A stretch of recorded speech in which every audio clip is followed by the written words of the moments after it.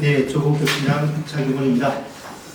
지난 최고위원회 모두 발언을 통해 6월 말에 광주 서구의 한 음식점에서 경영난을 호소하던 자영업자 부부가 극단적인 선택을 했던 사건이 있었다고 말씀드렸습니다. 그리고 정부가 추경을 해야 한다고 강조했습니다.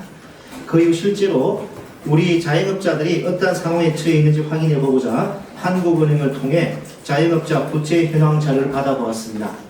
현실은 생각했던 것보다 더 심각했습니다. 최근 가계부채가 완만한 감소 추세에 있다고 합니다. 그런데 자영업자 부채는 올해 1분기 3개월 동안에만 7조 원 늘었습니다. 부채 잔액이 1,056조 원에 달합니다. 우리나라 GDP가 2,000조 원 가까이 되니까 GDP 대비 50%가 넘습니다. 더욱 심각한 것은 통상 가계부채는 고소득층을 위주로 증가하기 마련인데 자영업자 부채는 중저소득층의 증가율이 더 높다는 것입니다. 실제로 중저소득 자영업자의 대출 잔액은 올해 1분기 동안 6%가 넘게 증가했는데 고소득층은 불과 0.4% 수준의 증가율을 보였습니다.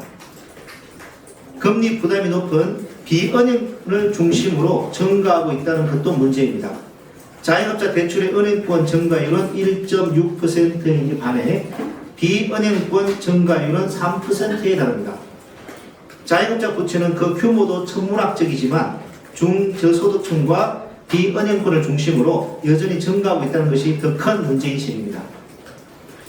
상황이 이렇다 보니 자영업자들이 극단적인 선택을 하는 것 아니겠습니까? 그런데 얼마 전 정부가 발표한 소상공인 자영업자 종합대책을 한번 보십시오. 첫 번째 대책이 금융지원 3종 세트입니다.